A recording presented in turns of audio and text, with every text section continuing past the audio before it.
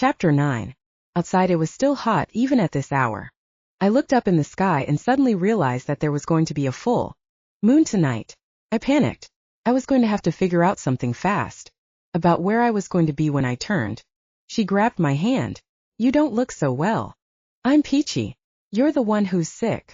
Don't pity me, she said. I know how I am dying and approximately when. Most people don't have that luxury. Don't pity me either, I said. I do. Why? Because you're lost, Tommy. You want to be found, but you want to find yourself. You don't want anyone else to find you. I'd say that's accurate.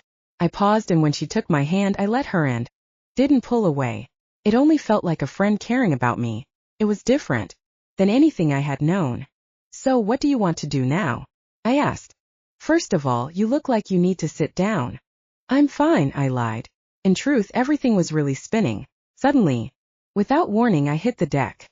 I just collapsed on the hot sidewalk hard and pulled her down with me. Are you okay? Annie asked, picking herself up off of me. Think so. Despite trying to keep it together, I have been spending more time lying on sidewalks than upright. Look, she said. Your elbows. I examined them, and I indeed had two skinned-up elbows. I was dumb and had apparently taken off my leather coat. Fuck. My leather coat. I'd left it back at the restaurant. I need to go back. I left my jacket there in the restaurant. I thought that there was something different about you. Okay, I'm going back. You can come with me if you like. I'll come. So, two very drunk people made their way back to the same restaurant we had left just moments ago. One would think that would be easy enough. But it wasn't. Not for two extremely drunk individuals who could barely see straight and held each other's hands to keep from falling down. Took us almost 20 minutes to find the restaurant. We walked through an entrance we didn't even know existed. A side door. I was completely turned around when I entered the Italian restaurant. I wasn't exactly being quiet. I was talking out loud, much louder than I thought I was. People were staring at me, and an older woman even shushed me. In my sloppy drunkenness, I asked the hostess who'd seated us earlier if she'd seen my leather jacket. The hostess said she had it in the kitchen and went to the back of the restaurant and got it. I turned around and I was alone. Annie was gone. My heart hammering, I went out the entrance I had just come into, and she was outside the door smoking a cigarette. Don't do that. Don't ever do that, I said. What? She asked. Be gone suddenly. She shook her head. I am not touching that one with a 10-foot pole. I put on my jacket. Very nice, though you will be sweltering, Annie said. What city are we in? Again. I think we're in Albuquerque, I said. She laughed. Albuquerque wouldn't know what hit it if they had all of the wedding chapels and fake Elvises running around. She paused.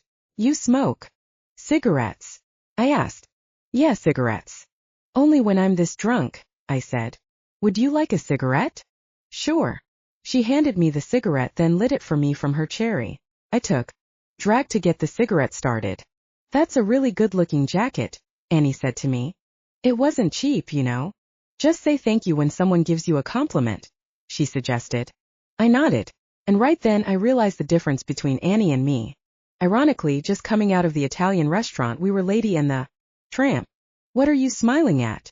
She asked. You, me, the vindictive universe that throws two people in each other's path, who are perfect but at the wrong time. Yeah, it's a bitch, she said, bringing herself down to my level. She was that good at meshing herself with me, lady that she was. We were standing on Las Vegas Boulevard in front of the restaurant. I saw giant planter and decided to take a seat on it. I needed to be still for a second. I looked ahead and saw a group of men that looked like they were in their late 20s. I didn't get the sense that any of them were immortals. They were just acting too stupid. There were a couple of women in front of them, scurrying along trying to get away from them. They were being loud and acting extremely juvenile. Each of them was holding a drink that looked like the Seattle Space Needle. Each Space Needle was filled with beer. Apparently the Space Needle drinks came in every color under the rainbow, because each dude had a different color to show his individualism. I found that to be interesting. It was the only thing interesting about these guys, that they were carrying neon-colored drinks. That, and they were all acting like fools. Hey, watch where you're going, one of the bigger guys said to one of the littler guys as he pushed his buddy into the two women who were trying to avoid them and were minding their own business. Oh hell no. Not on my watch. My watch was constant. If I saw it happening, I considered it my watch. I also thought that everything happened for a reason at the time it happened. Even Maya, though I was still trying to figure out what the universe wanted me to learn by punishing me so severely.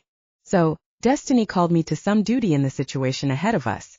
The fact that I was out there drunk and smoking, and the fact that these guys were out here being drunk and stupid too, was like God was trying to bring us together to either save the world or duke it out on the streets of Vegas.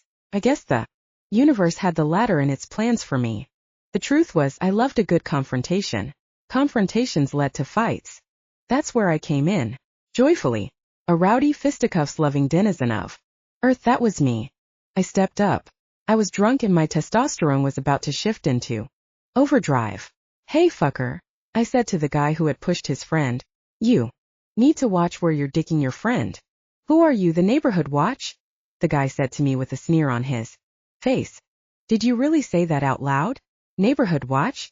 And no man has ever made that face at me and not ended up with his ass on pavement. Shut up.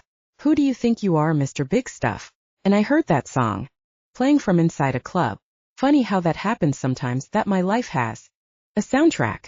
I am Mr. Big Stuff, I said. Now we were passing another club and more music filtered out. He taunted me again, using the lyrics from a song that was playing. You're so vain, you probably think this song is about you.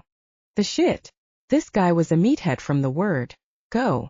He had blonde hair like Josiah, but his was a buzz cut. He was a tool. A tad taller and heavier than me. Just the way I liked it. I appeared to be the underdog. Hey guy, no one cares what you think, the guy said, trying to sound cool around his buddies.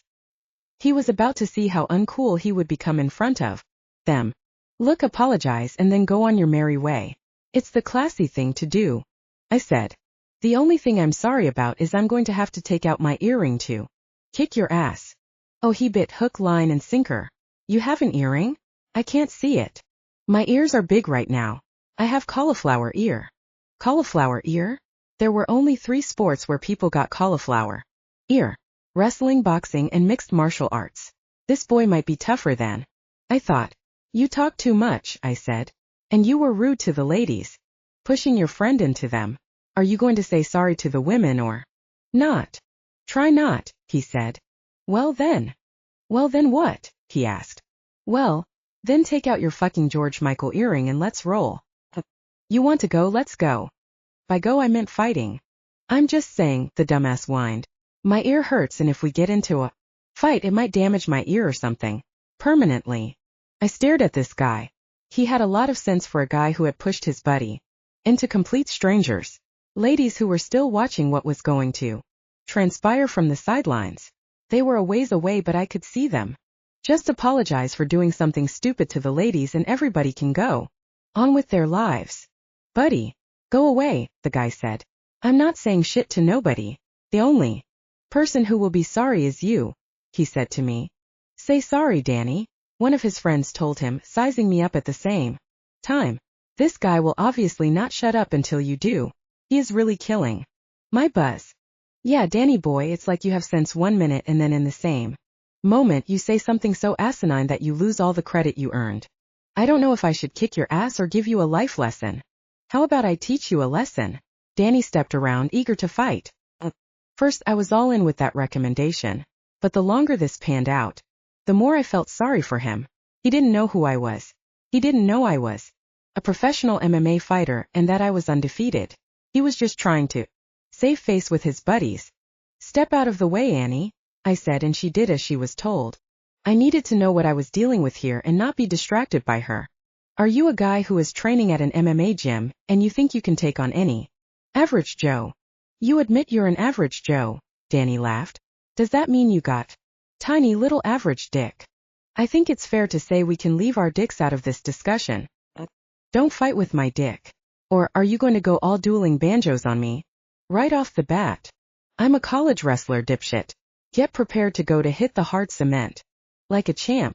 I'm going to ground and pound your annoying ass until you are hamburger cooking on the grill that is the Strip of Las Vegas. Ground and pound? How cute that you know a phrase for something in mixed martial arts, just so you can show off in the street. Oh my god. Could I have asked for anything better?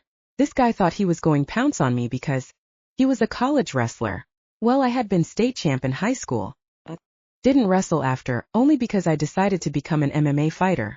While this guy was still learning arm bars and cradles, I was learning how to rip a man's head off and feed it to him for dinner.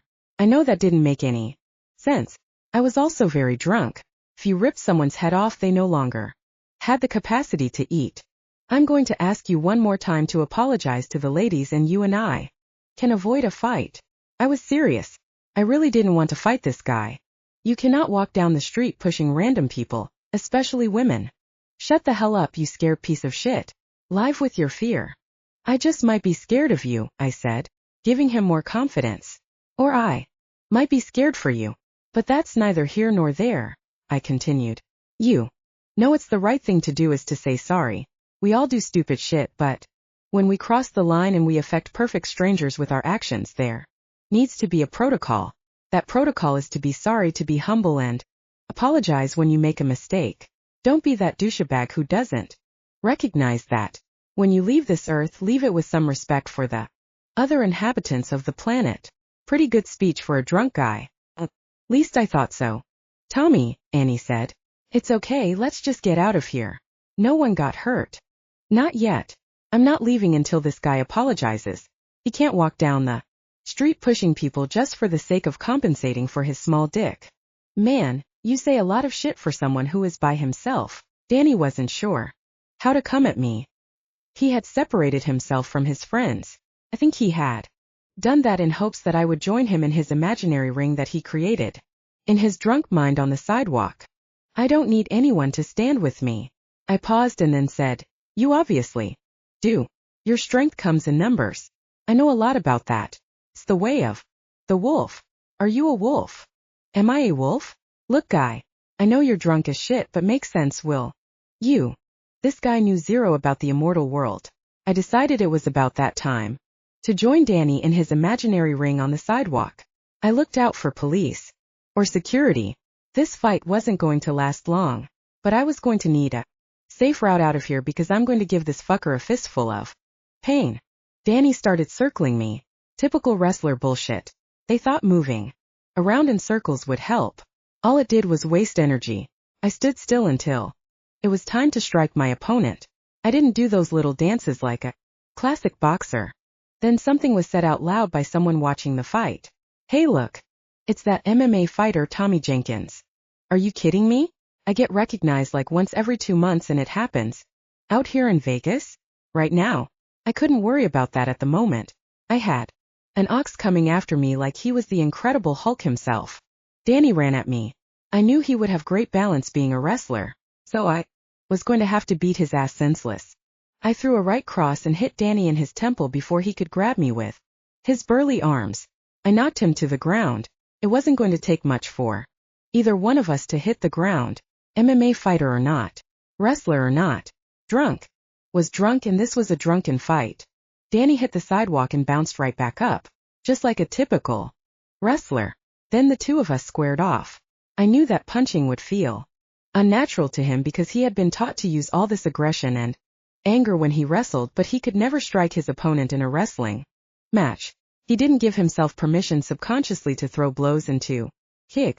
I wasn't saying I wasn't planning on him throwing punches. I knew he would, but he would hesitate. That's when I would strike. That's when I would pounce. As Danny came at me, I looked at Annie out of the corner of my eye and I saw her walk away. Crap, she was taking off. Damn it, I need to kick this guy's ass fast. I was hoping to savor some of it and just make the guy beg for mercy. But I didn't have time. I was able to get in close with Danny and I grabbed hold of him. I knew this was a risky move because if he was stronger than me, I'd just give him the upper hand and put myself in a very vulnerable position. This was the test. I grabbed him and I squeezed for dear life. I picked him up. And I knew very quickly that I was much stronger than him. Even though I was smaller in size, I threw him around like a rag doll. It surprised the hell out of him. He had no idea that he'd bitten off way more than he could chew. That surprised me. That extra strength I got in my human form because I was a werewolf really made me pretty damn strong. I slammed him to the ground. Then his buddies all grabbed me and got me off of him. One of his friends got right in my face and blasted out like a lawyer. Isn't it illegal for a professional MMA fighter to fight a civilian? I don't know. Maybe that's something you should look into. I backed off, though, a tad. What the fuck? Danny said. Danny, this guy is an undefeated MMA fighter. I just Googled him. He's 5-0. His friend had obviously looked me up on the internet on his cell phone when that guy had yelled out my name in the crowd. Danny looked at me and shook his head. No wonder you're a beast. I'm out of here. I'm not going to get into it with a professional mixed martial arts fighter. That was all it took. Danny walked over to the ladies he'd wronged and apologized, and then he and his friends took off going down Las Vegas Boulevard to find some other night mischief. I was sure they were acting the fool. I couldn't follow them around all night, though. I had two things going on. The full moon would be rising soon. Could feel it, prickling the hairs at the back of my neck. But more importantly, I needed to find Annie. I didn't want that last thing. She had seen me due to be our goodbye. I had seen her go up these escalators that led to a second floor. From that spot, she could have gone to any of 4 different casinos. I had a 25% chance of picking the right one. And just a short time before I turned into the werewolf. Chapter 10. I needed to at least say goodbye to her. I was going to head for the casino on the right. In a world of decisions where humans were forced to take random directions if given a choice, most people would go to the right. So that was the way I went too. I ran up the escalator and went to the right. I walked into the casino and there was a sea of slot machines. At the very end, I could see a woman sitting by herself with her back to me. She looked like Annie. I hurried over to her. I looked around the woman's head to see if she was Annie. Yup. Annie, why did you leave so suddenly? I asked. I don't like fighting. Who likes fighting? It's senseless. I like fighting, I said. Then you're a psychopath. I don't want to kill anyone. I want to win fights. It's my job. A job that you chose. And tonight, was that part of your job? No, that was me blowing off some steam. To beat up another person is a way for you to blow off steam? Both parties agreed on it ahead of time. It's not as if I was attacking strangers on the street. What do you call what happened tonight?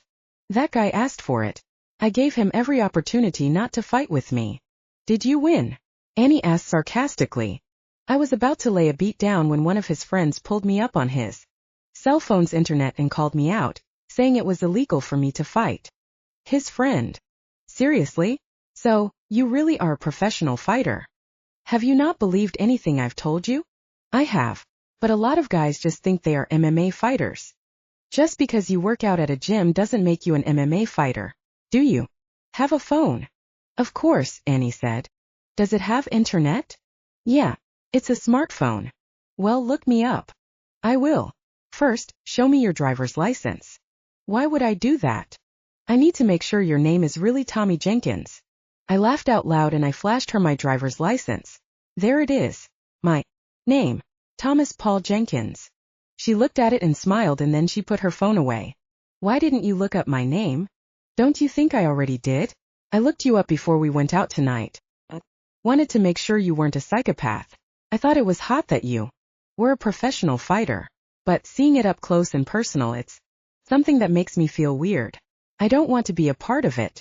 All right then. Your honesty is refreshing. I smiled politely at Annie. Thank you for a very interesting evening. I began walking away and heading toward the same door where I had entered. Tommy! Annie yelled. Wait! I turned around and she ran over to me. She gave me a giant hug. She was just as drunk as me after all. I should know her emotions could turn on a dime. Mine certainly could. Take care of yourself. She kissed me on my cheek. It was a sweet gesture. Wanted to say something. I wanted to say something that would give her comfort. If she was telling the truth, Annie only had 2 weeks to live. Annie, I said suddenly, I can make it so you'll live forever. Huh, she said. That's what they said in church too, but that's not what I'm talking about. Annie, I can help you to live. How? I can make you immortal. What the hell was I saying? You're talking crazy. I'm not. Annie, I'm a real werewolf. I have been for a couple of years. You're nuts. Why would you mess with me like this? I thought you were a nice guy. Why would you fuck with my fragile hope? How dare you? Annie, it's tricky, but I can help you become immortal. The catch is every full moon. Shut up. I don't believe you. Annie was as indignant as I had ever seen anyone in my life. I'm sorry you don't trust me, I said. I was wrong about you. You are a psychopath. I can't die, I said.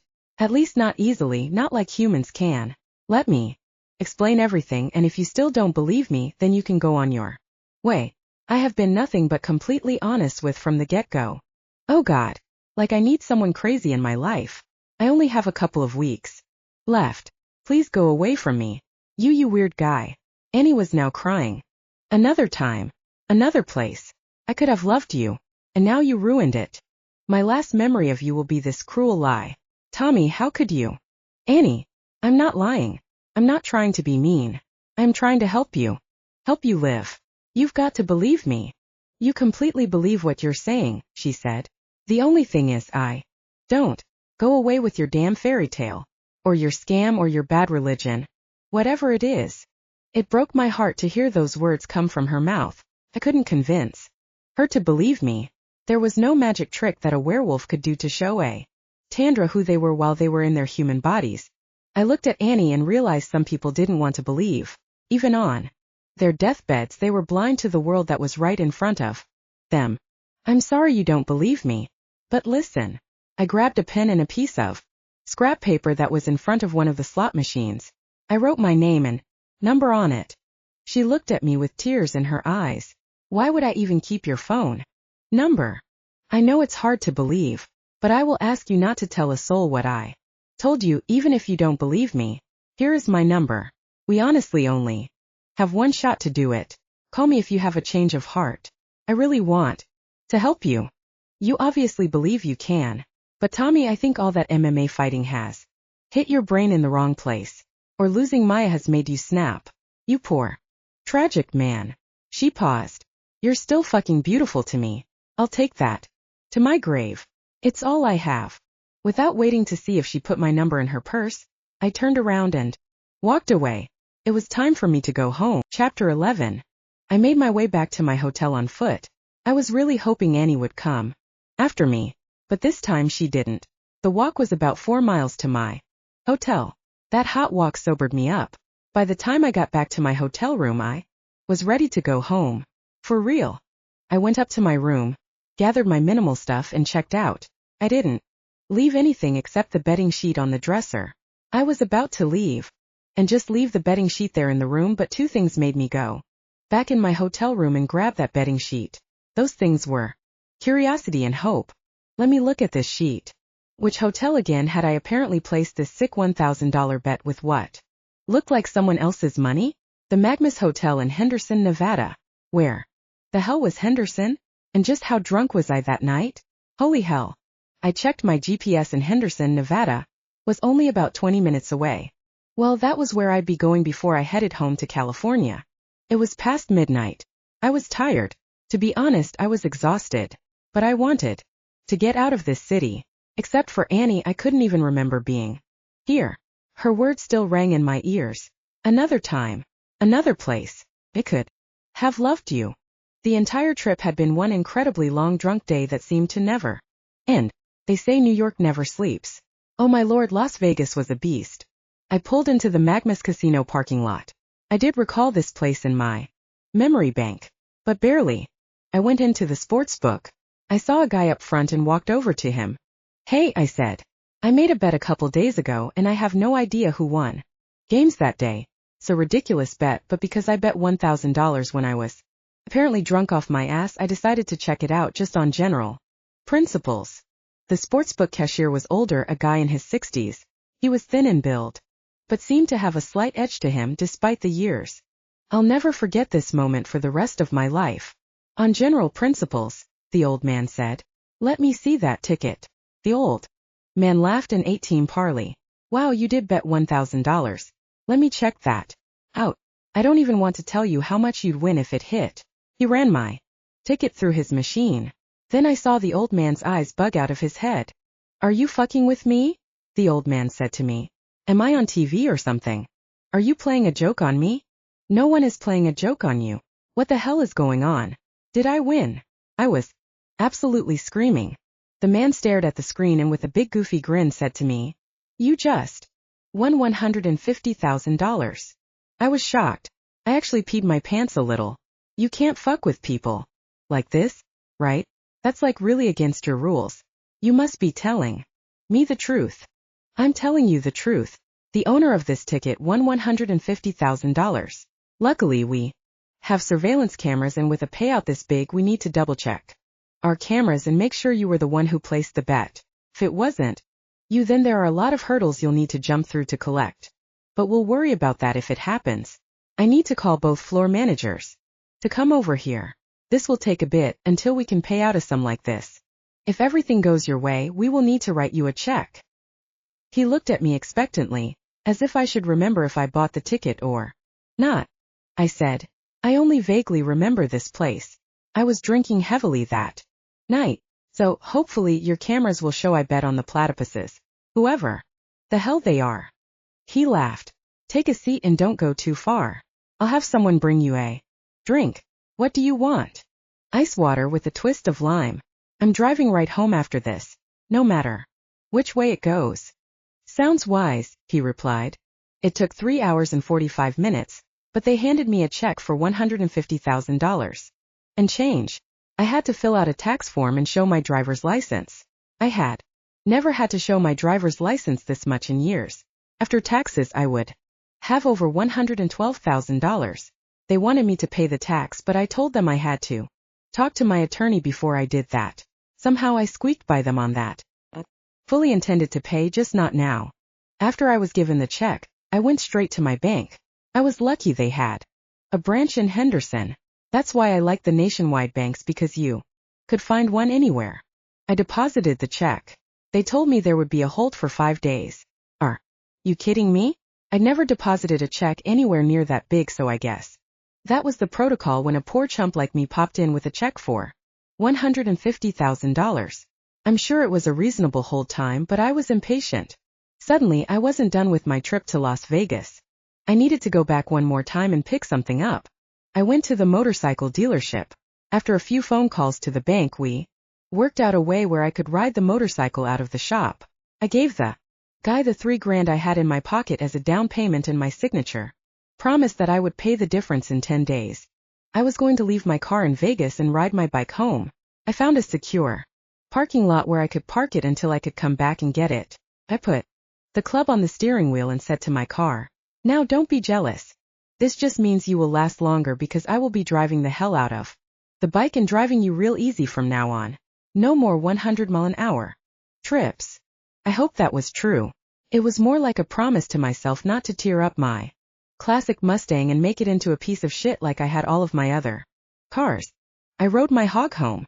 It was the most beautiful ride I had ever experienced. Why the hell hadn't I had a bike before? It took me just under 3 hours to get home. My new ride was so sweet and it was so freaking fast. I was surprised I didn't get pulled over, but thank God I didn't. I wasn't drunk any longer, but I didn't have a motorcycle license yet, and I wouldn't trust a blood alcohol test right now with all the binge drinking I'd been doing the last couple of days. The only time I had even consumed any water was when I was waiting to find out if I was the big winner. I got to the house and I decided that the boy needed to hear some good news. I was sure that, in time, Josiah would get his life insurance settlement for his parents' deaths, but I really didn't know how much it would be. I had no idea what kind of life insurance Josiah's parents had in place when they'd died. I didn't want to have those types of conversations with him just yet. Just like me, he was going to be in mourning for a while. This was his life. Now, parentless, sisterless. Maya had been my life, and though I thank God that Josiah still walked the earth, I missed her so much that about every 20 seconds I thought of her. I guess that fate had put me in this position to watch over this wonderful kid for a while. He had been well raised with morals and values that I didn't possess, so I didn't know if I was the best candidate for a role model for Josiah. All I did know was I loved this 18-year-old kid, but I didn't deal well with this kind of stuff. And by stuff I meant responsibility. As a matter of fact, I'd never dealt with anything like this in my entire life. Shit, I hadn't even heard of someone losing their fiancé in a car crash. I couldn't be expected to know what to do. Neither could Josiah. Guess we were going to have to figure this out together. He was sleeping when I got in. If I knew Josiah, he had at least watched Jimmy Kimmel before he finally crashed. I wondered if he was pissed at me for taking off and being a jerk for days and days. Maybe the money I'd won would help ease his disapproval at my I was going to call it what it was, my alcohol and gambling bender. I sat on the floor of Josiah's room and watched Josiah as slept. He looked to be getting rest, but he didn't look peaceful. The difference in his face, compared to before his family passed away, was like night and day. He grew a spotty beard because he was barely 18, but he hadn't shaved since that tragic day. He looked so skinny too. My mind automatically turned to fighting, as it often did. I thought he could go down a weight class if he continued with MMA. I thought about my pain, and I wondered if the best thing to do was to put this behind us and really get Josiah training harder. Josiah needed to focus on something besides his pain, and so did I. I went to the kitchen and made myself some scrambled eggs and toast, my comfort foods. I was getting the food ready when I was surprised to see Josiah walking into the kitchen, rubbing the sleep from his eyes. "Hey," I said. I really didn't know how else to address him. "You decided to come by and make yourself breakfast?" he said sarcastically. "Come by," I said. "Josiah, I live here now. I already told my apartment manager I'm not signing up for another year lease. My current lease is almost up. So, if you are having second thoughts about me living here, tell me now." "Of course I don't want you to fucking leave," Josiah said, annoyed. "I also don't want to worry about you the way I did the last 4 days. The way I see the ball is in your court. You live wherever you want. Just don't use this place as a Motel 6. After what happened to my family, I was in absolute agony, not knowing where you were. I'm so sorry. You should be. I know I am young, but don't make me parent you, Tommy. Grow the hell up or I will kick your ass. And don't think I can't." I nodded. I deserved that. I sighed. "Josiah, I am very sorry. I do want to live here. I had wild 4 days, but what do you expect? Everybody handles grief differently." My response to the deaths was to take off and blow off the hurt in the only low-class way I know to handle things, drinking and gambling. In Vegas when it sizzles. Josiah looked at me and now he didn't quite know what to say. "Any hookers?" I rolled my eyes. "No, bro, Tommy Jenkins has never paid for it and never will. Besides, you know I love your sister. Even if she's dead, she alone has my heart. And I would never go there. She was my one true thing. I'm clinging on to that with a fierceness you cannot even imagine." He breathed a sigh of relief. "Look, calm down." I decided to change the subject and tell him a little bit of good news. "I have a ray of sunlight in this whole tale of debauchery." "Don't," he said sharply. "God, Tommy, if I lost you." "Josiah, even with all this crap and all the mistakes I've made since the tragedy, I managed to have a tiny bit of good luck." "Okay, pacify me then with your shred of good news. Lord knows we could use some good news to come out of all this anguish." "So what was it?" Josiah asked. "It was pretty miraculous how it played out." "Miraculous?" Josiah repeated. "I don't know how else to describe it." "What happened?" Josiah asked. "I passed out drunk," I said. "That doesn't sound too miraculous, Tommy. I've seen you pass out night after night in front of the TV. There's more. Listen." I got real serious and I gave Josiah a look that told him that he better listen up. "Josiah, I won $112,000. "What?" Josiah said. He sat his skinny butt on the couch. Hard. He was as surprised as I was when I'd first found out. "It's real money, Josiah." "So where the hell is it?" "It's already in my bank account." "Shit. That's like 11 undercard fights." Josiah was referring to the fact the commission pays its professional fighters a bare minimum of $10,000 a fight. "I know. It will give us both wiggle room. This money is as much as yours as mine," I said to Josiah, and I meant every word of it. I'd write him a check for $55,000 if he asked me. Hell, maybe even if he didn't ask me. "So, in about 5 days, my MMA prodigy, the check will clear. So let me know. If you need anything. For your fights. For the house. Anything, I mean it. But I have something I think we should talk about." I was starting to crack eggs over the sizzling skillet. "Do you want eggs?" I asked Josiah. "For starters, I'll take a couple eggs and toast." Josiah said. Please. He said it like he was talking to his mom. It was good that both of us were eating. We had probably lost at least 30 pounds between us over the last 10 days. Well, I'm not going to baby you, Josiah. I laughed. You're a big boy. Put some bread in toaster and you can make the toast for us while I cook the eggs. And talk more. No big deal, dude. What do you want to talk about? Josiah got up and went into the refrigerator and took out 6 pieces of bread. That seemed about right. Josiah, I said.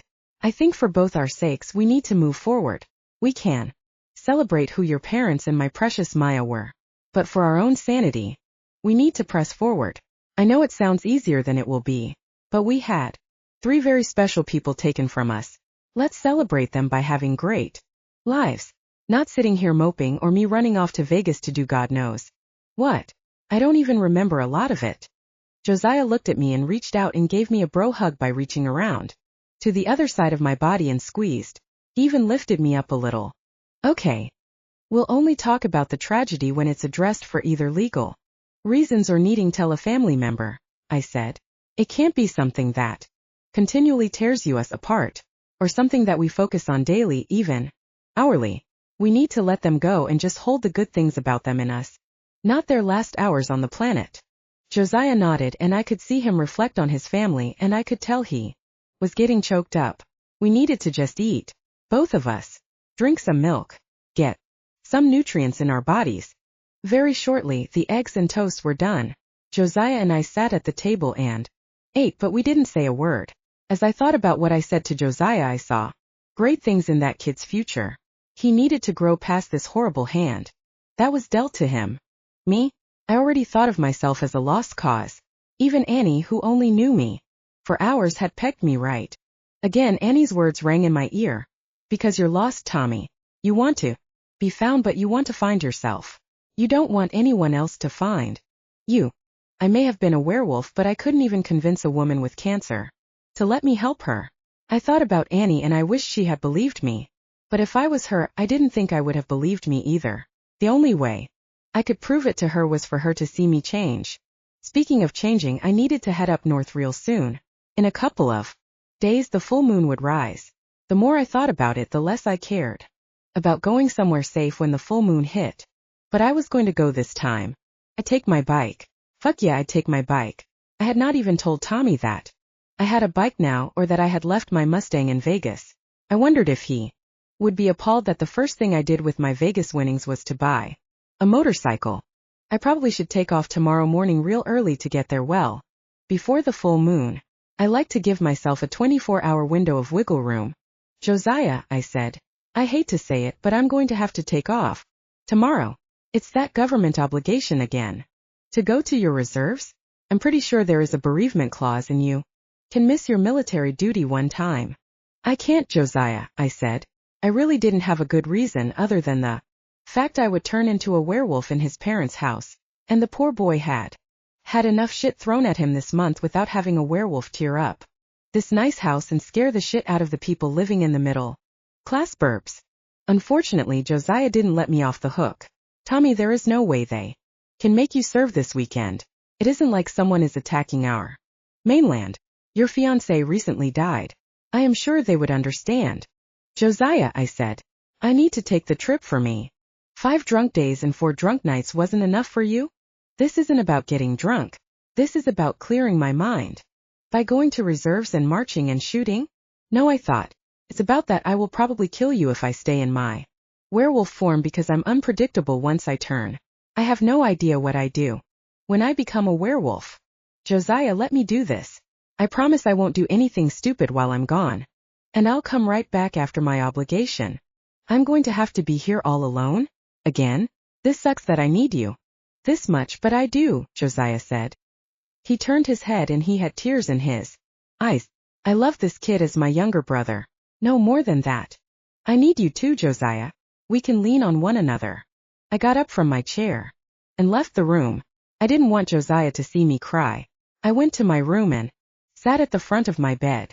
I cried silently. I cried long and I cried quietly. Josiah would never see me weak again when it came to his family. He needed me, and I needed to be his rock. In order to do that, I would have to get my shit together. In every way. Werewolf without a cause.